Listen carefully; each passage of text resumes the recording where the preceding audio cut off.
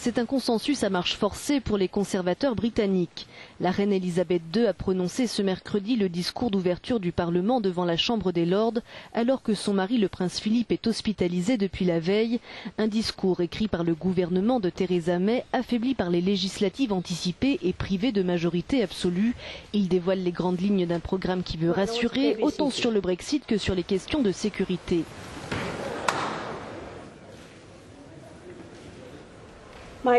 La priorité de mon gouvernement est d'assurer le meilleur accord possible de sortie de l'Union européenne. Mes ministres s'engagent à travailler avec le Parlement, avec les administrations dévouées et les acteurs économiques, entre autres, pour établir le consensus le plus large possible sur l'avenir du pays en dehors de l'Union européenne.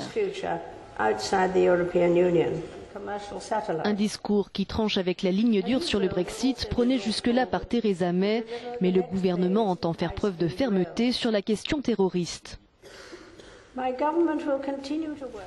À la lumière des attaques terroristes de Manchester et de Londres, la stratégie en matière de contre-terrorisme de mon gouvernement sera revue pour s'assurer que la police et les services de sécurité disposent de tous les pouvoirs nécessaires et que les sanctions pénales prononcées pour terrorisme soient suffisantes pour garantir la sécurité de la population.